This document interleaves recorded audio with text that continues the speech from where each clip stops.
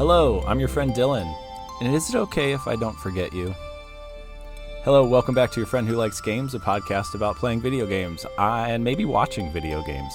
I'm your host, Dylan Cedar, and today I'm going to talk about 4 video games. I'm going to be talking about Deep Rock Galactic Survivor Mobile Edition, A Space for the Unbound, a rewatch that I participated in, Pokemon Pokopia, of course, and some Dragon Quest VII Reimagined. But first, a little bit of game talk. Not a whole lot today as we have a ton of games to talk about. But you may have heard that the Switch 2 has a new update that allows for a handheld boost mode. And basically what that's trying to do is to enhance your Switch 1 games. So when played in handheld mode on Switch 2, they should and are being pitched as looking as good as they did or would docked on the Switch 1. So that's a thing, and there's a lot more specific information about that. Nintendo Life on YouTube has a kind of side-by-side comparison of a few games, some of them being Metroid Dread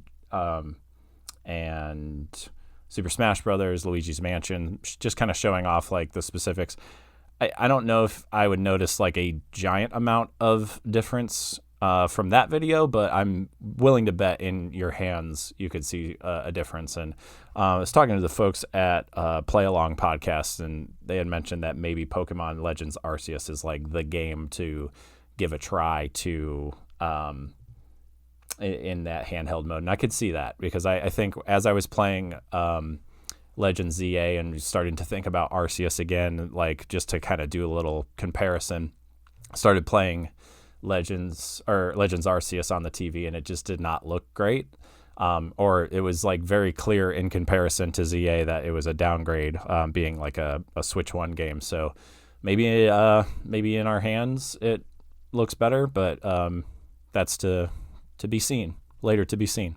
I want to jump right in here to Deep Rock Galactic Survivor Mobile. So if you're not familiar with Deep Rock Galactic Survivor, it's another Survivors-like game where you play as these little gnomes that run around space away from bugs. And I think the big differing component with this one is like you are in a space that isn't like completely open, and not that a Vampire Survivors kind of game has like completely open space unless you're in the first level. There are these like rocks that you can mine through. And not only can you mine like various resources to use as currency, but you can mine through the tunnels to almost funnel the bugs into one location to help your attacks. And it seems really involved. Like I picked this game up for Steam Deck, I think a couple years ago, and played a decent amount of it. And then just kind of, got to a point where I was either tired of dying or just like burnt out of it, of course, and needed a break. And then I haven't really touched it since, but I just randomly was looking through mobile games one day and noticed that popped up, and I was not aware that it existed on mobile. And I played the like free version of it a few times, and eventually just decided like, yeah, let's give this a go. I love that you can play one-handed. I love that you can play vertical. I'm kind of in the camp of if it's going to be a mobile game, I shouldn't need to turn my phone sideways. Like the way I hold my phone is always up and down for the most part, and in one hand. So it has that sort of wherever you put your thumb, the thumbstick will show up, and then you get to just move in that way.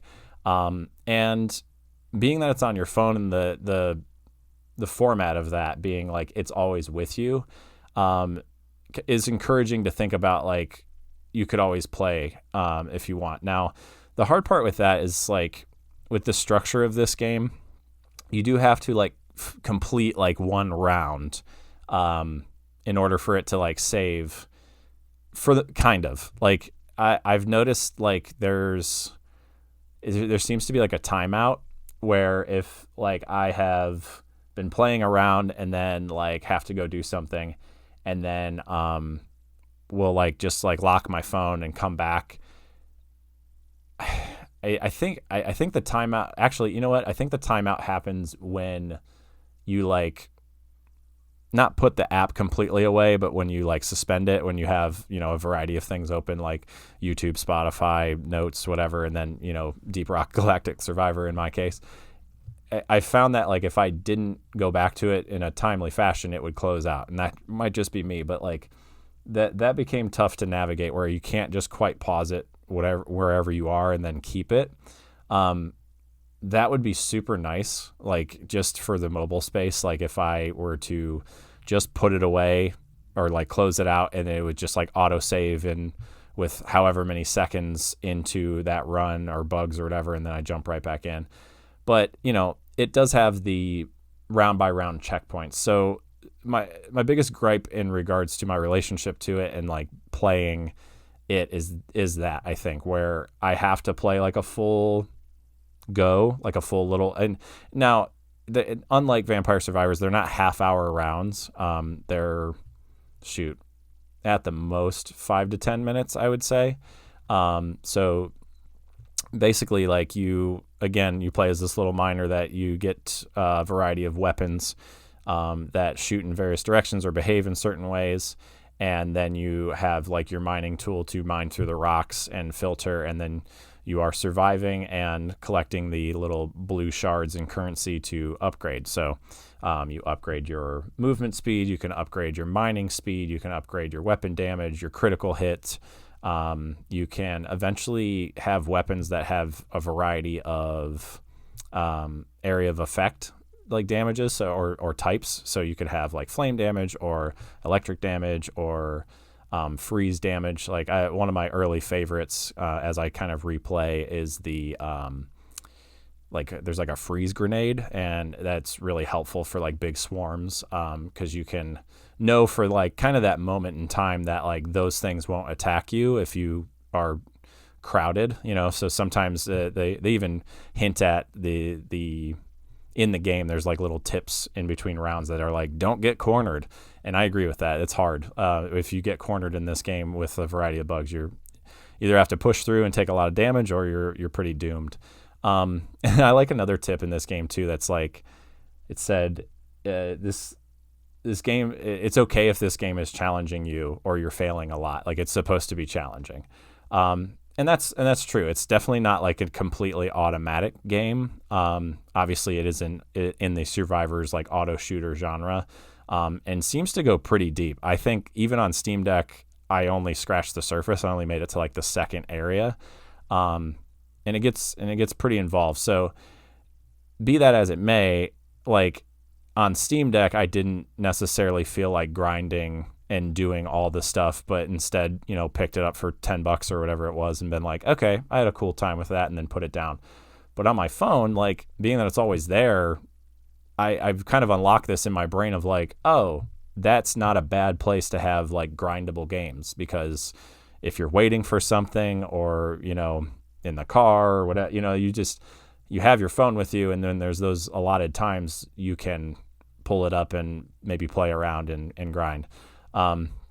So it's for me, again, just a matter of like making sure that my progress is saved in between each round. And then usually just knowing the nature of life in general, like usually after one round, I'll just let it save and then put it away and then pull it out at another time. So, I have to remind myself with this game that like I mentioned the blue currency. I had wrote a note that like I have to remember that even mining will give you the blue currency too. Now it is tricky. Like you don't want to take away all of your walls. You kind of need them sometimes to avoid or dodge like big swarms. A lot of times, like in the middle of a match or around, like you'll get a notification that a swarm is approaching, and then from like all angles, a bunch of bugs show up, and it just ramps up the difficulty for a moment just to not keep it boring. Keeps the engagement high, and I think more so, I'd say even more so than Vampire Survivors, like you are assessing your risk at like all points in this game. Like every second you're saying like, should I walk that way?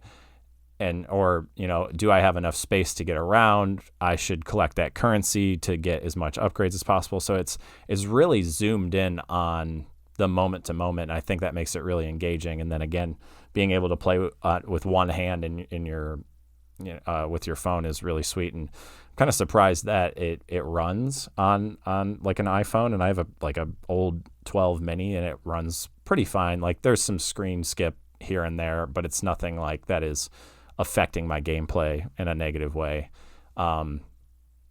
Yeah, like I said, I've only just kind of dipped in, but it's a long haul game that I'm stoked to have on my phone, and to be able to kind of mess around with when I have a little free time and maybe not near a gaming device, and turning my phone into one too, to kind of check that off. And as some of you have listened to the show and know, like I'm not much of a mobile gaming person, but these kinds of opportunities are definitely welcome.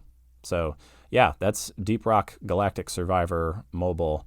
If you haven't checked out Deep Rock Galactic Survivor or are into Survivor's likes, it's a good one. It's a really good one. And a long time ago, I talked about this one, but I think I'll save the detail for a space for the Unbound. So I'll just say do check that out, and I do want to give a space for the Unbound some space in this show, because I did a rewatch of it, and boy, was it beautiful. But I'll be back to talk about that shortly. Thanks. Okay, a space for the Unbound.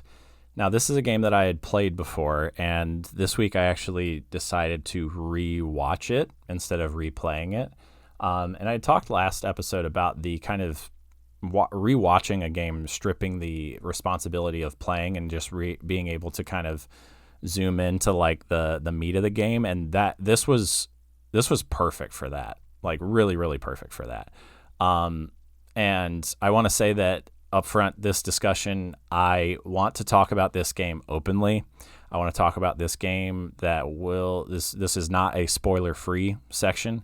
I'm going to talk about it as if you all have played it. So if you have not played A Space for the Unbound and you are interested in a very good narrative game, I would say, do check that out.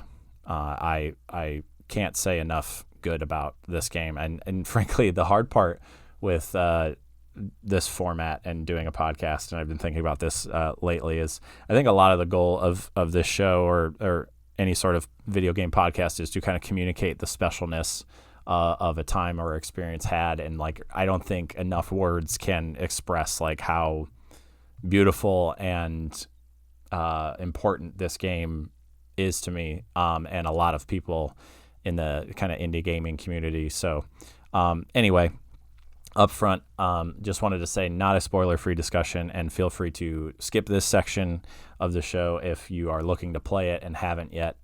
This section will have spoilers. So I want to say first off, kudos to Adventure Vault for the kind of their online YouTube, a very paced playthrough of this game. I started watching another one that they were just zipping through all the dialogue, like as soon as they could hit the next button, and then sprinting through all of the areas. And then I went to another one and tried it out, and Adventure Vault had a very beautifully and respectfully paced playthrough where when it was appropriate for the main character Atma to walk, they walked, and when it was appropriate to run, they ran.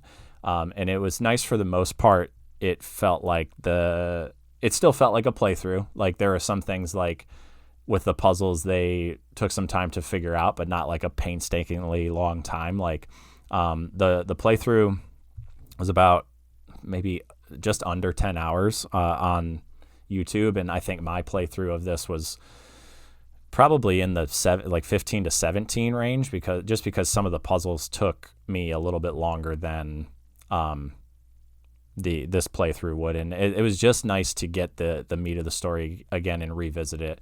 And boy, the tears flew last night as I finished it up. But we'll get into that.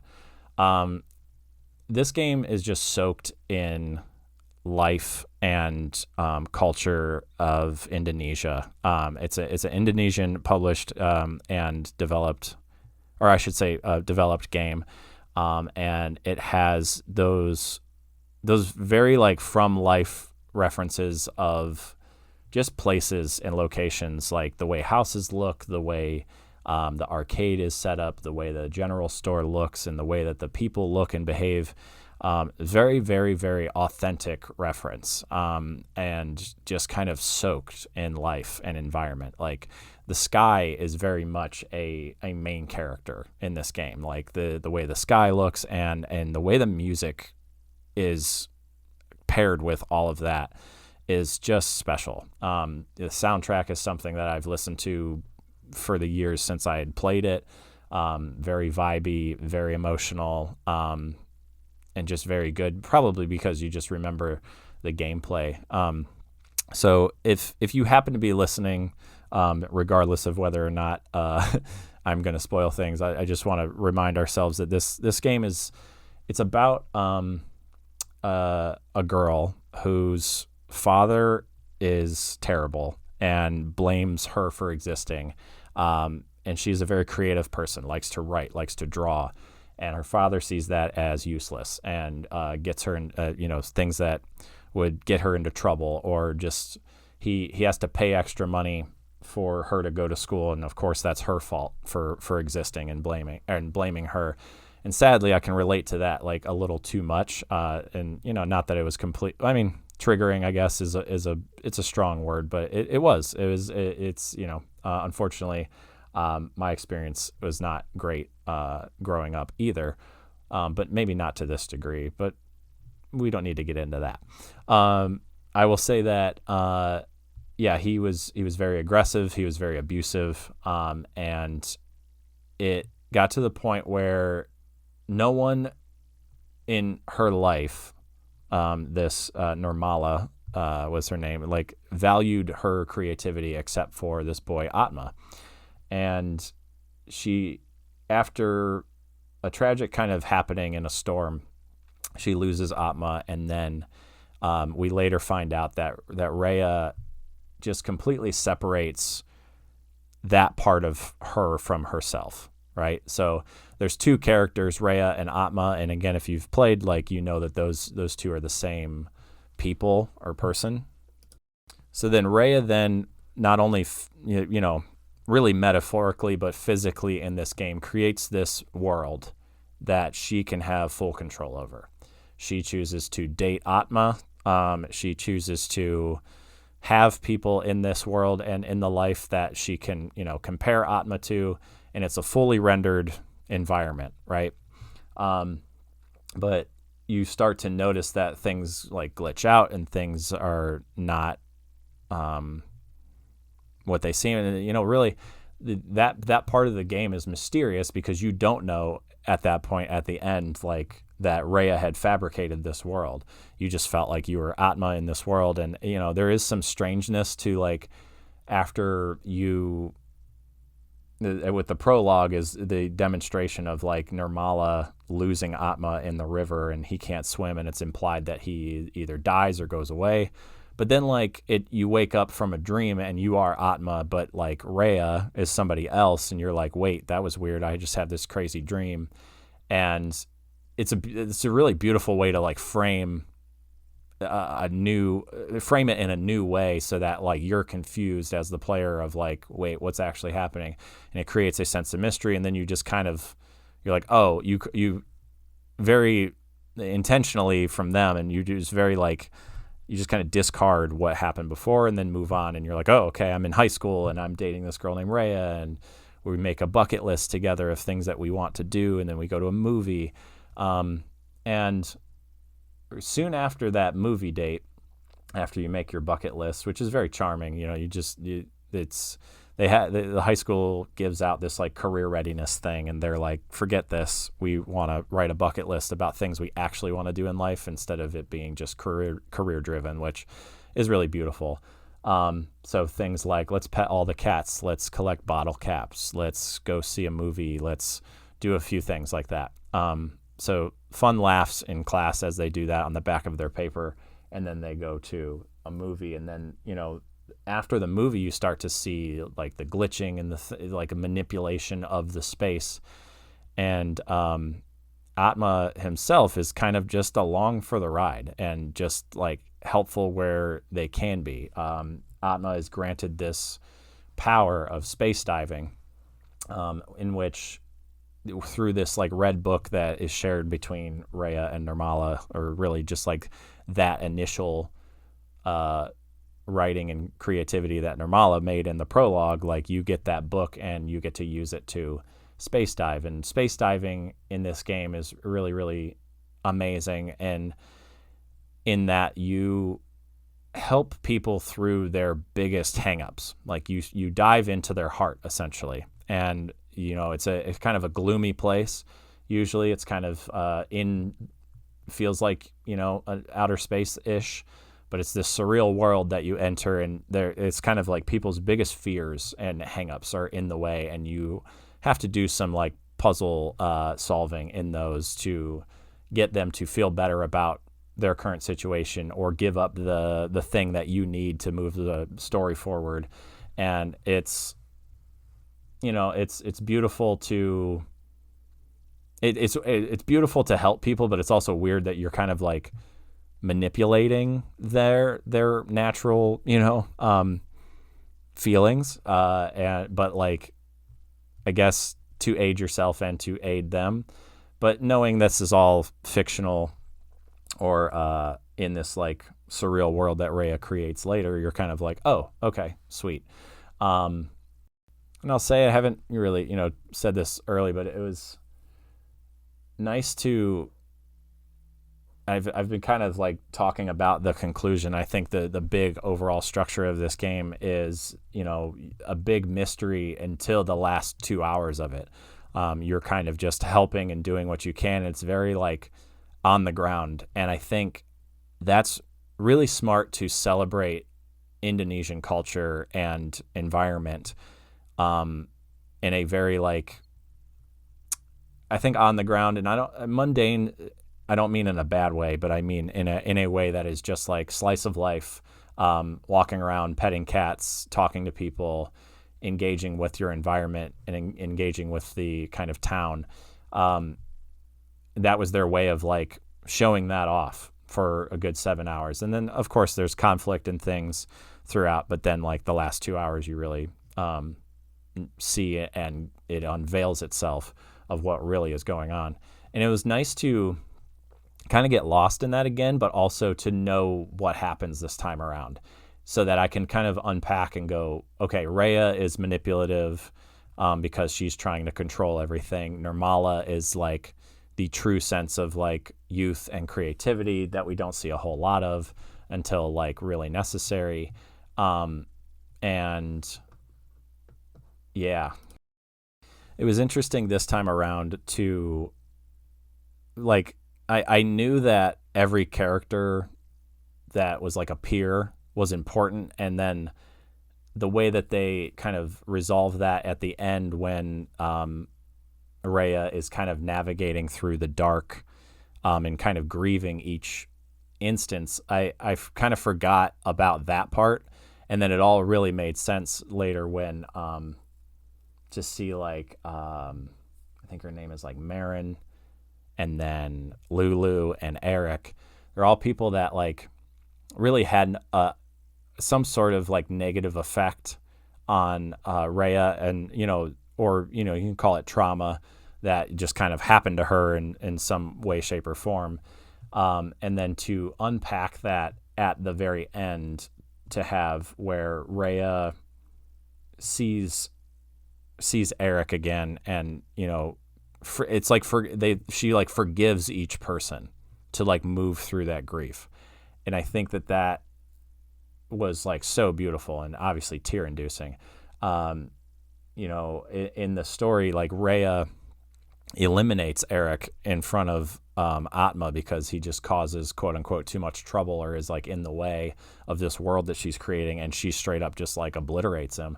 And not in a like gory, murdery way, but just like he vanishes. And then Atma is like, what happened? And that's like a really early indication of like Rhea has control of this place, and she's using her powers for evil now. And Atma is just kind of like along for the ride, and he still really cares about Rhea. And I think that he can't help that, because really Atma becomes the bridge between these two characters, Rhea and Nirmala, that are the same person, and he gets to reunite them. He gets to be that person that cares for both of them dearly and helps out in a way that allows Rhea to reaccept that creative part of herself, even after, the hard and traumatic things that happen at school with peers, and then really the big one with her father, who is not accepting, was verbally and physically abusive, and blamed her for existing. The sort of resolve that you get at the end, you do get a note that mom filed for divorce, which was just so nice. And you see that, the mom looks tired and exhausted all the time, but to know that she may have had a little bit of freedom from that. And then, it was implied that Rhea may have, there's something happened. She was hospitalized, whether that be, unfortunate, a suicide attempt or some sort of harm to self, at least implied, because people were, after you get out, you walk around and, people are very concerned of the fact that, I'm glad you're okay. I haven't seen you in a while. And you kind of face the world yet again after the big happening, and it's really, really beautiful. Some other more specific things of the game, like I really enjoyed watching again and remember enjoying when I played, was the future fighter and the sensei character that you meet.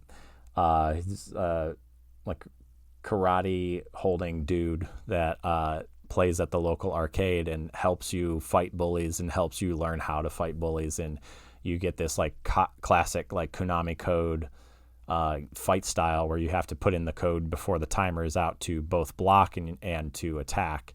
And that's how you end up fighting bullies in this space as they show up. And implied that violence was definitely with your fist was a part of the streets that are kind of displayed in this game. But I really liked that celebration of the arcade, the celebration of early fighter games, and the celebration of the culture that kind of surrounded it. That was cool to see again. I mentioned earlier how the environment and the music were a really big part of this game, or a very big character, and I liked that there are moments that you toward the end do some time traveling essentially, or going back in time, and you will be in the same location, but it might feel colder, or it might feel warmer, or it might be within a storm, and the way that they paired the musical themes with each one of those was really incredible, because it's the same song, but it could be a different vibe. It could the song itself could feel a little bit warmer or a little scarier, and you'll notice if you listen to the soundtrack on its own, you can hear the different versions of the same song, but made for different emotions and made for different instances in the story that really, really just drive home that environment. They could have been really lazy about that, but they weren't. And I'm sure there's a musical term for this where, it's the same thing, but flavored a little bit differently. But it's, it's definitely something I want to notice and point out and really celebrate here, that the beauty of not only the visual connected to the music, that just stick in your brain. I can listen to that soundtrack at any time and just be wow, and kind of feel that sort of emotion of the game. And sometimes a Northeast Ohio sky will prompt me to listen to it on a commute home and just be just vibe out with that and feel the feels. It was interesting knowing that Rhea and Nirmala are separate, because the first time through, that's a complete mystery, and I think it was more confusing the first time through. And so if you haven't played it in a while, I definitely would recommend a rewatch, or if you know, a replay, do your thing. But it was cool, and I think I noticed this the first time around eventually. But like each character is color coded in their speech boxes, and that's pretty evident early when Atma and Nirmala start talking. Atma has this like kind of indigo around him, and Nirmala is a yellow or golden yellow. But Rhea is this kind of like electric blue around her to match kind of like the school's attire and her, and then Nirmala being the yellow to match like her yellow dress as a younger kid. But throughout the game, as you space dive and make choices in these kind of more surreal spaces, you'll notice like blue flowers will bloom when certain choices are made, and gold flowers will bloom when certain choices are made. And that is visually implying that like this is more on that like creative love and joy side if they're blooming gold for Nirmala. Or if they're blooming blue, that means like it's more on that like rigid, controlling, manipulative kind of side. And that, seeing that throughout the game this time, now knowing, was really interesting, and another like layer of visual communication for this story that I'm so thankful that a team like this that would put a game like this that is so artistic like would not mind to do all of those specific deeper details.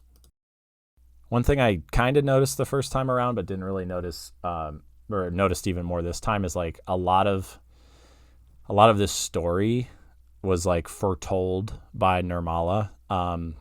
Like the nature and the happening, the North and South princesses battling each other in a way, or like the kind of splitting of them, like it all matches the original story that Nirmala was writing in the prologue, and like that circle back was super beautiful, and I didn't really catch the first time. I kind of did, but more in an abstract way, but I was this time going like, oh, that is like 1-to-1. And you unlock, and it's funny that wasn't quite explored in the playthrough, but you do unlock little parts of this like story that you keep in the notebook, and then it describes in a more fanciful way like what the big lore of this happening was. So aside from the kind of fetch questing, the on the groundness, and then the slight surrealism, like those last 2 hours are so special. And to, a couple quotes that I really enjoyed, there's a scene, and a really memorable one, from the kind of Rhea had like recreated the space of her childhood home, and Atma gets to and kind of has to experience it through like, her harsher memories of her father, and fights with her father's fight with their mother, and being locked in a room, and you kind of have like a spatial puzzle, but eventually get to find Rhea resting on her rooftop, and you get to sit with her and as Atma, and she starts with kind of looking out into the space and says, "When I was a kid, I loved being alone with these beautiful cerulean landscapes." And it just kind of drives home the desire to have the sky be such a character in this game, and the fact that she the need to get away, the need to like be somewhere else, to where the house is such a place of turmoil and trauma that she needed to literally physically get out of her room to feel connected to anything else. And the sky could kind of give her a hug in that way. And it's so relatable to folks that may have had a harder home life growing up, and myself being one of them. So it's just really cool to, connect to that and feel that emotion regardless of your own experience. There are a couple quotes that I shared on Instagram recently of that very scene, and Rhea kind of asks Atma like what things they enjoy, and Atma has a list of things to share, and all of them are fairly, to what Rhea says, is ordinary. So she's the person in the playthrough chose music, or like listening to good music, and Rhea says, well, the things that make you happy are surprisingly ordinary. And then Atma says, but this little ordinary thing makes me feel alive and keep moving on each day. And I kind of mentioned how this game is a celebration of the mundane, and I think it that kind of drives it home there too, is that the kind of simple joys that people can feel and participate in that keep them excited. And this podcast is it for me. Like I really very much enjoy talking about video games, and this is a thing that on a daily basis, while I have the moment to engage in video games, I can take note and then know that I'm going to document those notes in time. Here is that makes me excited and gives me some purpose in my weeks. And but even simpler than that, it's nice that Atma is pointing out to Rhea that it can be a lot simpler than this kind of over-controlling, complicated world, or over-controlling world that Rhea has created for herself, and that it doesn't have to be that way.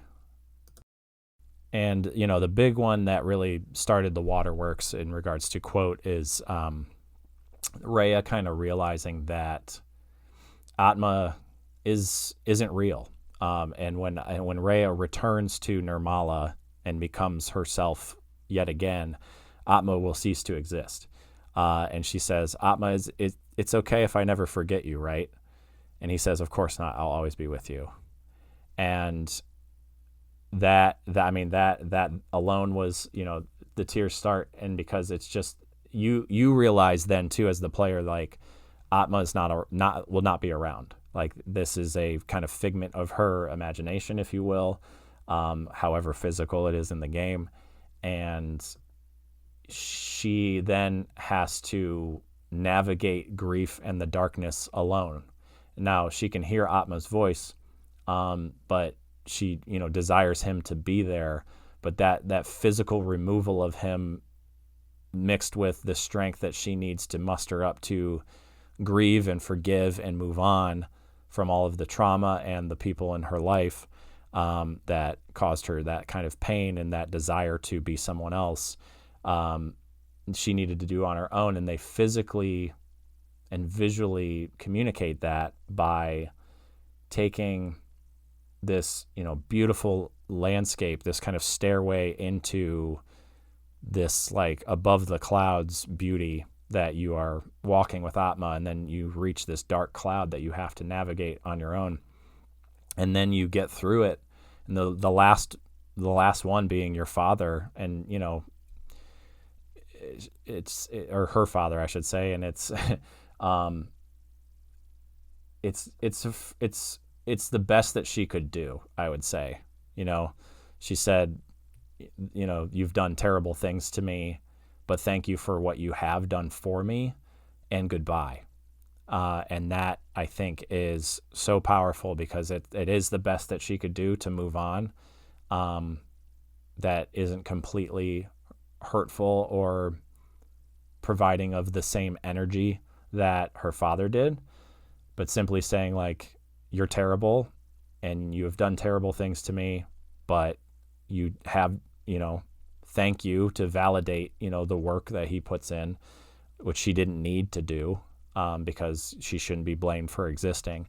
But then she moves on, and when she moves on, she moves through that black cloud, and Atma arrives again to show her that, like, she has to do it on her own, but he, like he said, will still be there with her. And the game ends with a beautiful sunset after the storm, being a metaphor for her life, or, anything that is super hard and, feel like you're bogged down with. There is light, and there can be good again. And the song closing the game with lyrics being, "It's never too late to realize that life is a paradise." And boy, just a beautiful, beautiful, emotional, feely game. And I really was excited to revisit it and talk about it here. And thank you for letting me, not that I need permission, I guess, but thank you for listening if you are, and allowing me to talk about this openly in a way that isn't like pitching what the game is, but instead really kind of conclusive and talking about it fully. Feels really, really good, because this one is special and it feels good to document that here on the podcast. So cheers. That was A Space for the Unbound. When I come back, I'm going to come back and talk about a lighter note. Maybe a little less, well, maybe not. There's very apocalyptic things happening in Pokopia, but more on my continued playthrough or playing. I'm going to play that game forever, of Pokopia in a bit. Thanks. Alrighty, back again to talk more about Pokemon Pokopia. And I have a feeling I'll be talking about this game for a long time. It is a gigantic game, one that, wants you to play for a long time. And happy I have changed the podcast format to where I am not trying to provide summary to games, and really I hope you all are okay with that too. It's nice that I've been in the past like trying to play a game to its completion so I can talk about it, but really video game playing to me is a practice, and it's something that I enjoy doing and pecking at for a little bit or a lot. And at this point I'm about 30 hours into Pokopia. And it's been interesting to navigate with the kind of cultural zeitgeist that is Pokemon Pokopia. Like, the Pokopia is all over the internet, and a ton of people are playing and enjoying and doing all sorts of different things. And it's very easy to compare yourself to how other people are playing. And I had to kind of take a beat to like give myself a little bit of a break after my initial, 15 to 20 hours of it. And I kind of waited and just like played some other stuff, because like I think I got very overwhelmed. I shouldn't say very overwhelmed. I did get overwhelmed though in like the scope of the game right away, and like the amount that they allow you to do right away, mixed with like what I'm seeing everybody do online. So then you start to be like, well, like how do I want to play this game? So like should I be decorating to the nines, like making sure everything's beautiful and organized and cohesive? And my answer to that so far has been no. And I think not yet, at least, because I think Pokopia is like, if we're looking at it like a big masterpiece of an artwork, I'm in the drawing phase of the painting, right? I'm sketching right now. And I don't have all of the tools and materials that I need to paint it to completion. And I don't want to get there. Like I love it, but at the other side of that coin is like I'm actually quite excited and have posted a few things about like what people are doing with the game. Not only culturally but visually. Like I saw this really exquisite treehouse that people are making. Some folks are like decorating. They're like making mansions, and like they're fully rendered indoor places with like TVs and rugs and furniture. And I'm like, whoa, like some things that I just like don't even think are possible or didn't know were possible in the game are. And, I've talked about it in the last episode, like that can be pretty motivating. Like I like that to see what is possible is pretty cool. And also like just letting folks have that, to where like you don't have to be the same as them. You're not going to play the game, nor should you want to play a video game the same exact way as somebody else. It's your experience, and you can be inspired by. But if we're getting into that like ugly comparison, which I think is really easy with a big game like this, it can be hard. So I'm really pacing myself and deciding like what I like to do with this game. And I think one of the main things that has really helped me is like I am kind of following and maybe kind of unlike some folks that are a bit more organized than myself, I am following the kind of narrative of this is a wasteland and we are working with what we have. And what I mean by that is like when I go to build something, or maybe I'll find like a house or something that is kind of dilapidated, and like it is implied that you can rebuild it. You know, if I'll look in my pockets then and be like, okay, I have 14 of these brick, I have 30 stone blocks and a couple sand, and I will just like build with what I have. Because what's cool about this game is like there's no real limitation of like the blocks, I think, for the most part, other than like water. So like you can put grass, you can build a house out of grass if you want. You could add a sand brick to the edge of your house. And so in that way, like it kind of isn't pretty right now, but like it's functional.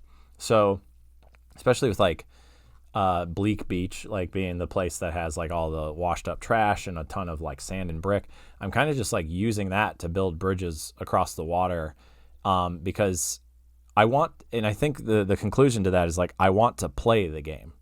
And I think if I at any point feel like overwhelmed with the sort of like task, or like feel the like tremendous amount of work that it would take to gather certain materials and make a certain thing a certain way, I quit usually.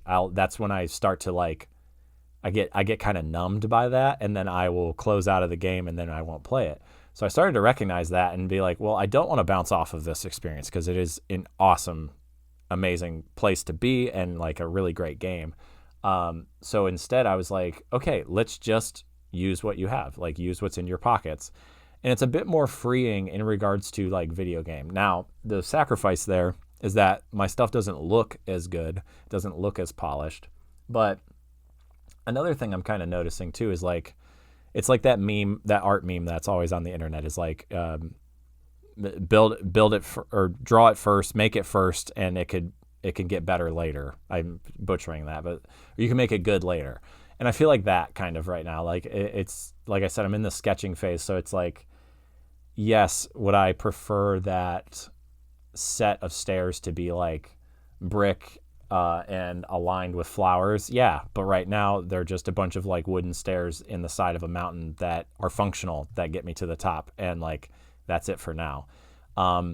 But I've noticed like if you really kind of sit in the game for a while and just like allow yourself to play it, allow yourself to kind of be that like beautiful distracted that it wants you to be. I've noticed that like through time, as soon as I get like my initial, kind of run around, go here, check the Poke Center PC and all of the above, like I will, if I like hang out in the space, I then will start to notice like, I like maybe I could do that here, or maybe I should build a bridge, or maybe, and then like a project like comes up, and then I just start going, and like that to me is like the best thing that this game can offer, is that kind of like lost in creativity that I unfortunately don't allow myself to have a whole lot, which is odd. Some of you knowing my day job being an art teacher, you would think that would be easy for me, but I don't find that very naturally in video games. Like I almost want the opposite. I want a video game to tell me exactly what to do. And I'll talk about Dragon Quest VII Reimagined, how it does that for me later. But, Pokopia for me is like it just allows, or, if you allow yourself to kind of be creative in it, then cool things can happen. And yeah, like there are spaces that I have plopped some things, and then like you almost need time in them to recognize like, oh, that isn't working, or it's not as fluid as I want, or it's kind of an eyesore. So then you tinker and make changes. Like for me, it's not, and really my creative process is not this way either. It's not like intention and execution. Like to me, there's no fun in that. There's no like play. There's no creativity. It's just like, I want this to happen this way, so I need to make sure that I craft those exact things and keep it organized. And like some people can do that, and some people's brain works that way, and I don't fault you for that. I think that's awesome. But for me, it's just like more. It needs to be more free flowing, than just again, that kind of intention and then execution. But one thing I am really finding joy in, that it helps me decorate, or at least like, again, tells me exactly what to do so that I let it influence the way that I, decorate the spaces, just asking Pokemon how their comfort level is. And I know that is a part of the game, but it's nice for me to, go up to a Pokemon, notice and I'm fully going like outdoor habitat. Like I really like seeing them in their habitats, and I like that Pokopia feels like this Pokemon zoo that animals are allowed to just freely roam in. Yes, they have their little space with their little things that they like, but it's not like in a home. And I don't know if I need it to feel like Animal Crossing in that way, where every villager has their own house. And that might change eventually, but like houses for me feel like too much right now. I like the kind of outdoor space in nature that the Pokemon are existing in. But I like to be able to like just go up to a Pokemon and be like, how's your comfort level? And they say, oh, I'd love a toy, or I'd love a decoration, or I'd love some relaxation. And I either like look at what I have in my pockets and see if something will match, or I will, act accordingly and go create something that I feel will, within my power and within whatever I have unlocked right now, match and go along with their vibe. And even then, it's a little chaotic still. It's not super matchy. I gave Drifloon like this really random bed that they don't seem to be very happy with until I laid a hay bed down, and they're okay with that now. But I did have kind of like a serendipitous happening where I've been playing. I like to play this game too of like, I call it like what's in my pocket. And because I just let my pockets and my storage bins just overflow with stuff. And to be fair, Pokopia gives you so much junk, but it's all usable. It's just you get so much of it. So I look through my pocket, and then I pick one item and then decide what to do with that item. So the other day I looked, and I had like this like shovel and pickaxe kind of shovel and pickaxe item. And I instantly was like, I will put that in this little like rock cave place because that feels like appropriate. And then it's kind of like, check that item is now being used and is within the world. And that feels better than just like dumping it all into storage. But again, with the amount of things that you get, it just fills up quick. So I've just been trying to be useful, or, think of a home for each thing that I get, and then that seems to help decorate the space. But more specifically to Pokemon, it's been kind of cool. Like, I guess something I didn't realize is like the kind of physicality of nature with certain Pokemon and what they need, and the fact that the game recognizes you making changes. And what I mean by that is like, I had instances with Drifloon, Onix, and Cubone, in which like they require, so like Drifloon requires 3 fireplaces to make a habitat. So I created that, but then like soon after that, it was raining, and then like the fires went out, and I felt really bad because like Drifloon needs that fire. So I was like, just kind of like, well, that's a bummer. But then like I had recognized through the nature of the game, like, and exploring a little bit, that like areas that had an overhang of cliff or the kind of nature would preserve the like dryness underneath because it wouldn't let rain happen. And I was like, that is brilliant. Like, I love that. So then I made this cute, like little natural grass overhang for Onix, and it made him like this little kind of awning and hut for itself to hang out in. And now it's like that's its little space. Did the same thing, like carved out a little corner for Onix that stays dry underneath like a bit of a cave. And then, I asked Cubone how their comfort level was, and they're like, yeah, I'd love for it to like be drier around here. It's a little wet. and then created an awning for them, and then that counted. Like the game recognizes that you now prevented rain from hitting their area, and it feels a lot better. Not only that, but I put some dried grass, so maybe that's actually what happened. But I'm telling myself that I created an awning for Cubone, and Cubone appreciated that water will not get to their habitat. So, yeah, just like cool ways to engage with that there. Now, I had mentioned kind of like dipping into a project and like really like diving in out of nowhere. I built like a bridge to an area that kind of connected two areas that it just made it quicker to get to, and I made it out of stone. And you forget that it was a really kind of magical moment where I made this bridge, and then after it was fairly constructed, a couple Pokemon like came and tried it out. And to me, like, it just, the game doesn't have to do that, but it does. Like that, they could just like exist in their habitat.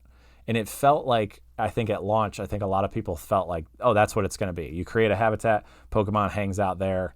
Cool. Good job. Check. And the fact that they roam around and they like, it's all free reign for whatever they feel like doing, to see them almost enjoy and engage with, like, there's this like slug Pokemon I have that I forget the name of. Maybe I'll post a video of it, that they just like kind of look back at my character like, oh, thanks. And I'm just going to like work my way down this bridge that you built. I was like, that's so cool. Like I made that bridge, and now it is functional and working. So being that this game is so open to destroying anything that happens, or like completely rebuilding everything, like they will interact with that. And I think that's hard for my brain to wrap around because I am just so accepting of like what is in video games. And you know, I haven't done a whole lot of like tear it all down, build something new in Pokopia. I'm very okay with like the structure in place and just kind of adding to it. But who knows? Like I think it might be one of those games that you put like hundreds of hours in, and then you really, really feel like you understand it. And then we go into like, well, I'm kind of bored of this, and now I'm going to like blow it up and make something new. But who knows? And I, again, like I said, I anticipate continual check-ins with this game, and I anticipate like playing it for a while. So stay tuned for that, obviously. Oh my gosh. So I had this beautiful, like, I had the fact that the Pokemon like interact with each other is amazing. And the fact that like, if they have these little like word bubbles or thought bubbles next to them, like they, you can like chime in and see what they're talking about. And if you don't want to hear this specific one between Pidgey and Charmander, skip ahead 5 minutes and I'll catch you then. But I'm going to say this one because I thought it was so cute. So Charmander is like talking to Pidgey about how Pidgey has wings, and like that's so cool that you can fly. Like, how did you learn how to fly? Like, when did you do that? Excuse me. And then Pidgey was like, I don't really remember doing that. I don't remember learning how to fly, but like, it's pretty, you know. And Charmander's like, man, I'm so jealous. Like, I hope, and it was so cool. Like, Charmander goes, I hope that I could learn to like fly and breathe fire one day. And then Pidgey goes, I have a feeling that someday you will. And I'm like, yes, Charizard hint. Amazing. That's so cute. But then like Pidgey also goes, but it's pretty cool that you have fire on your tail. Like I don't have that, and that makes you different and unique. Like we all have different things that make us special. And I'm just like, yes.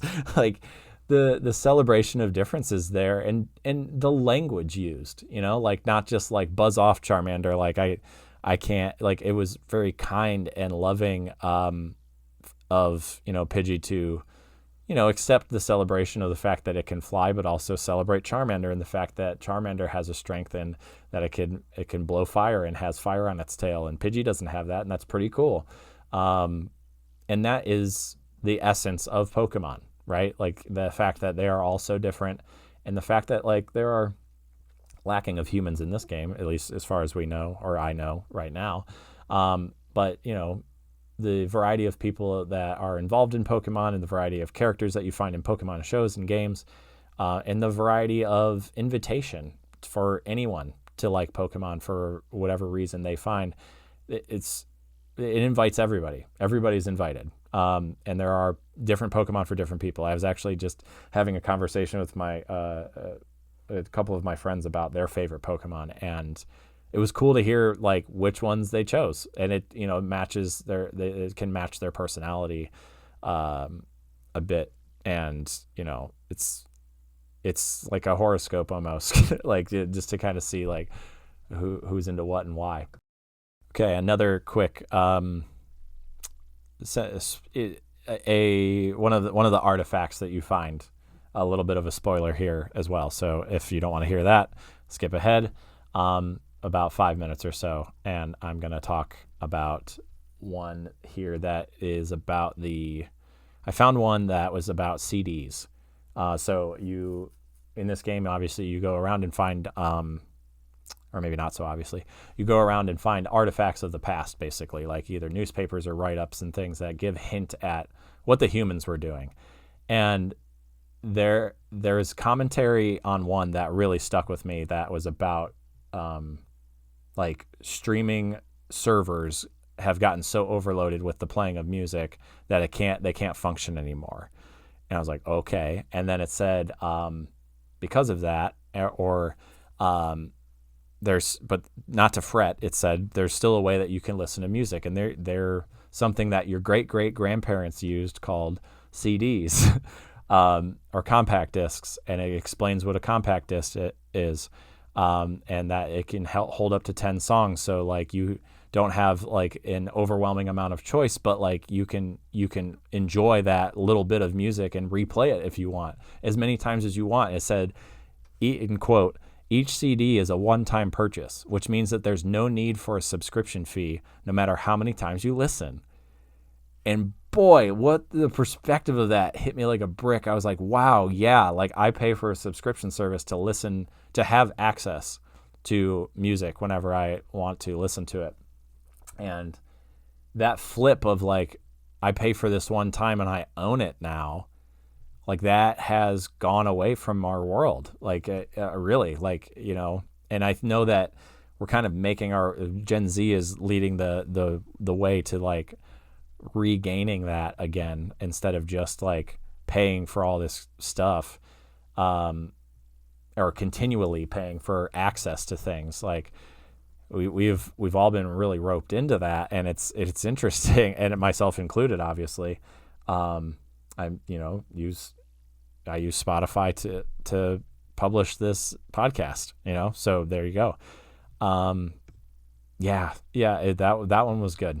That one was really good. And they continue to hint, you continue to find hints at what was happening in a variety of ways, and that really gives the land some life that happened before, and is, I think, making people curious about what really happened. But I frankly am in no rush to find out. I want to hang out in Pokopia for a while. I have to say that, like, Animal Crossing New Horizons cannot escape a comparison to this game. And I know I could have said that the other way, but I really think that, like, and it's not fair. This game is, as of today, actually, Animal Crossing New Horizons came out 6 years ago as of today. So it's an older game now, I guess. And the kind of gatekeeping of like a lot of the fun stuff that Animal Crossing did was really interesting. It really wanted to pace things that I don't know would fly today, honestly. Like Pokopia, I think Animal Crossing New Horizons is lucky that there was a pandemic wrapped around it, because like it allowed us the time to want to grind and do, get a way to build a bridge over a river. Come to find later that you could just build your own river eventually, but like this lets you tear up and punch like right away. And it doesn't gatekeep any of the fun stuff. And so much so that like you find the other two areas. I mean, 30 hours is a long time, but I'd say I probably found them in like 20. Like you find other methods and other things to do pretty quickly. You find, like, I found the railway system, which I thought would take forever to find, but in the one of, I think the third area I visited, there they are, and you get to play around with railroad tracks and your little cart, that drives around impressively fast. To make it a benefit to get from one place to another. And I've seen folks online making roller coasters in which they take their their Pokemon with them to enjoy, or they've been creating like songs alongside the little music box thing. That's like taking the game and breaking it open and trying to get there. I just realized a note that I didn't quite say earlier. I meant to like get into like the kind of serendipity of asking a Pokemon what they need and then decorating. So I want to make a note here of that. Because I had got into like Drifloon, Onyx, and all that. But yeah, okay. So Magikarp, I asked my Magikarp like, hey, like what's going on? What do you need? How's your comfort level? And they were like, I would love a decoration. And I had balloons in my pocket, and I put balloons in their area, and I was like, I don't know, like I don't think that, they just kind of became an eyesore.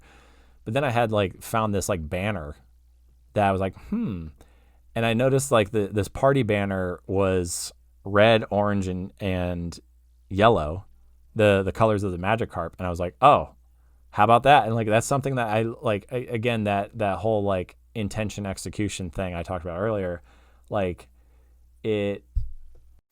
it's something that kind of happened randomly because like I had that banner in my pocket and was like, that, wow, look at that, serendipitous, like I said. So I like those kind of moments, I think are the most memorable, instead of me saying I know exactly what I'm going to do with said thing.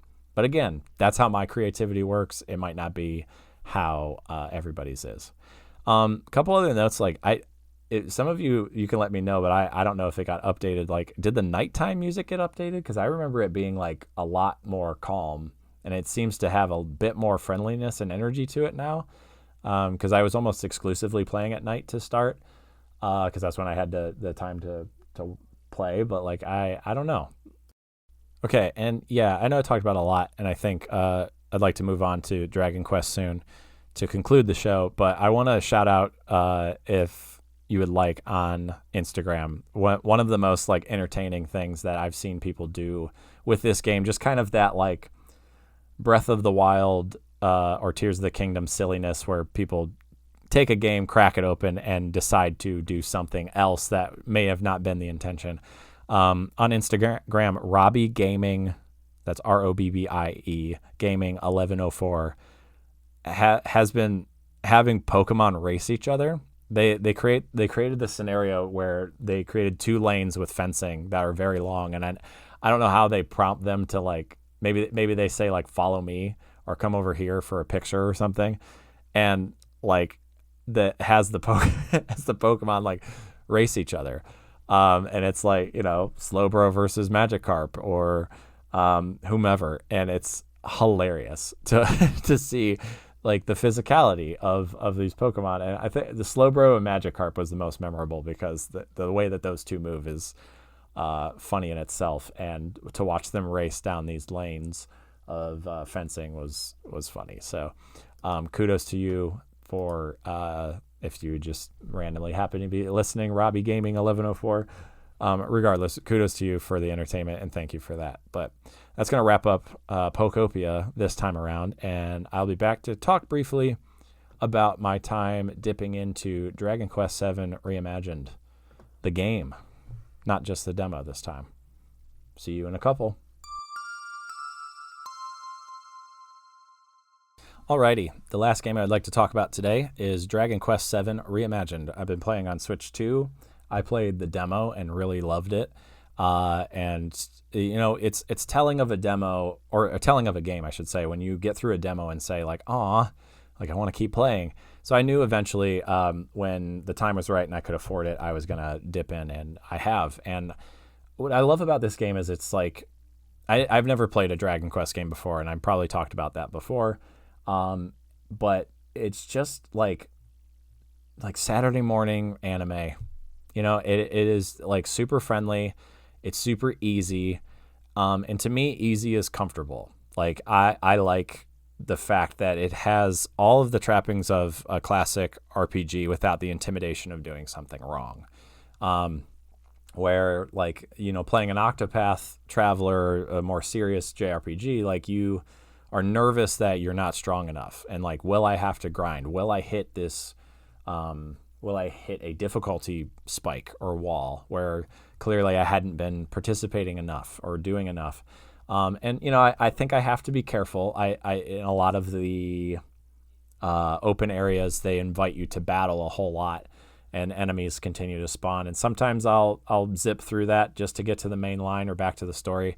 But I think it behooves you to, in those open areas, to kind of like do some battling so that you level up. But I haven't found anything yet. I think as of today, actually, I was like, oh, okay, some of these enemies are having a little bit stronger attacks, so maybe I do need to do a little bit of grinding. But like, I just like the kind of simple pace of the battling. Like, it's really simple. It's really easy. The enemies, they try to be vicious, but they're all like way too cute. And like, you start with simple attacks where you kind of have your regular attack, and then you have, like, each character has like one power up, and then like you get a pretty generous amount of upgrades throughout, and you don't have to like choose them. You just obtain them as your characters level up. They just learn a new move, and like, unlike a Pokemon game, you don't have to have like a certain amount of them. You just have them all. And I really appreciate getting characters to have like multi enemy attacks, where like, you're not just attacking one enemy, but you attack a slew of them to kind of chip away at the field. And it is really easy to get a flow in this game where you almost know what decision you're going to make when you get to make it. And I think that structure is really comforting, and it helps to kind of flow through. The story is nothing really super impactful. It's really just like, again, Saturday morning anime. Like, what are the kids getting into this time? And really, it's about like, kind of, it's, if you've played Dragon Quest VII before, but I guess the premise is that you grow up on this island that believes it is the only island in the world. But it talks about it. I find it interesting that it like talks about a world. Like, so if you were the only island, like, why would you expand or search the sea? I don't know. There's probably more lore to it in the original game. I know that they cut like a few hours off the beginning, and I'm very okay with that, to be frank.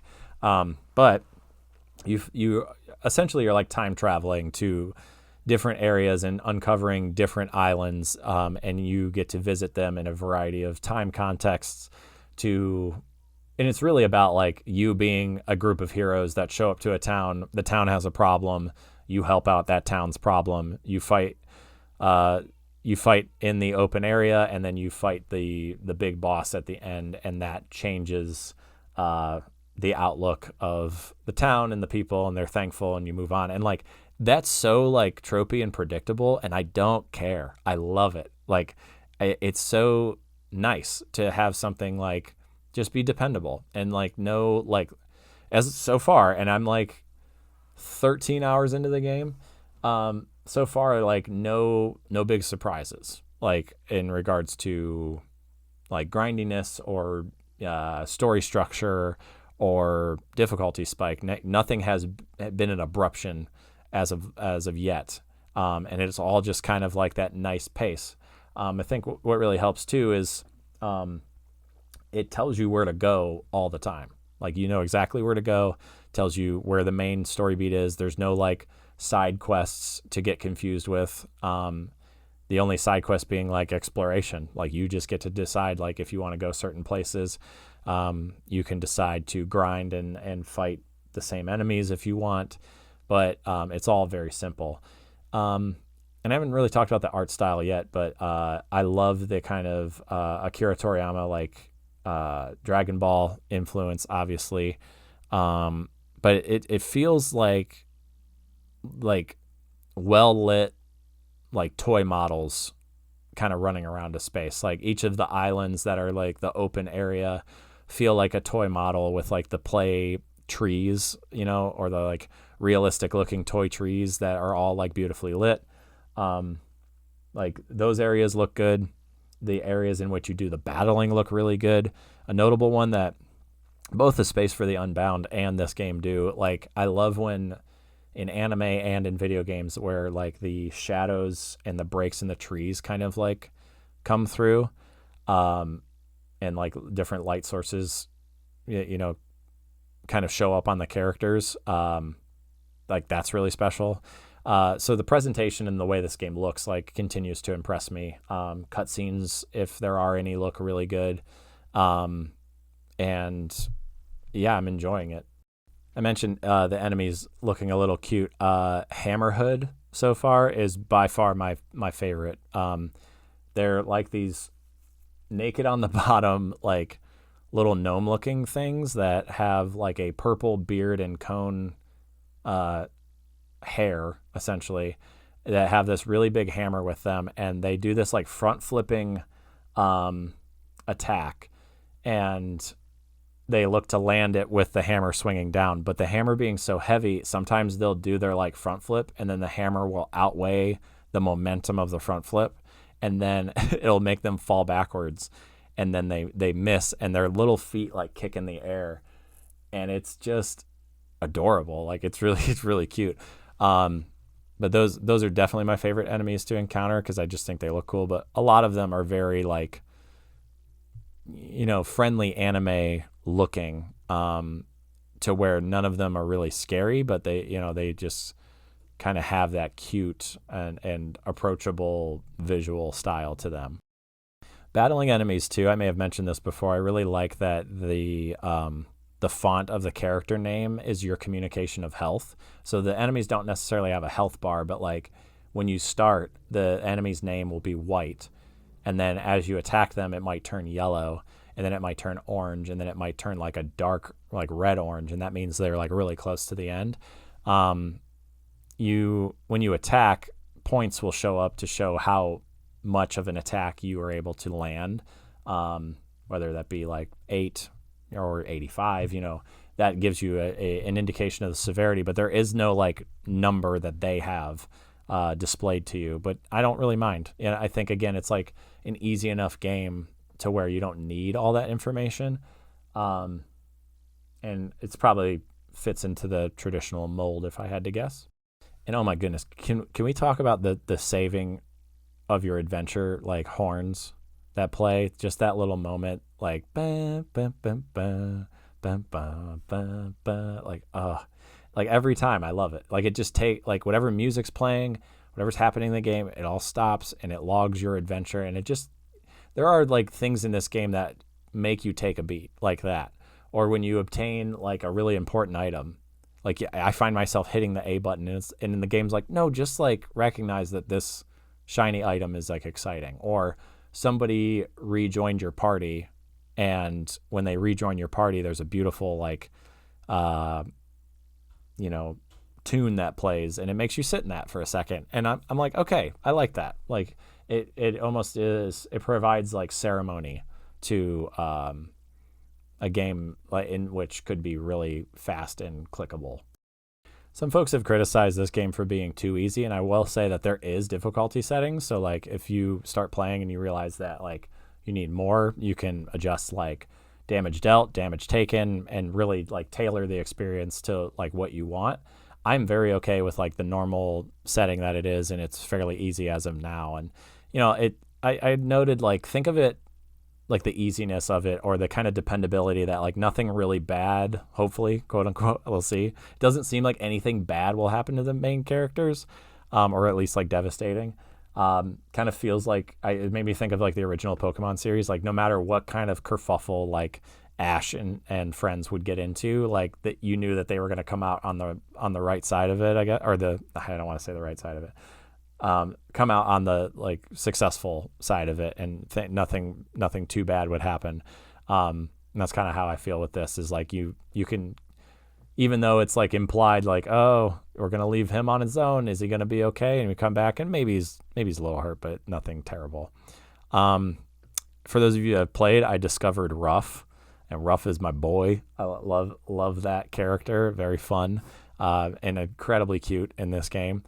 So cheers to that. And I think the last couple of things I'll say, just some observations, or one feeling is like, can I admit that I feel bad for breaking a town's like boxes and barrels? Like, you can go throughout a town and you just like pick up a barrel and smash it. Like, there will be a person standing right there and you're just like, I'm looking for medicine, and you just smash their, and it disappears obviously, but like, it just feels kind of mean and, you know, serving of the player to just raid a town for health.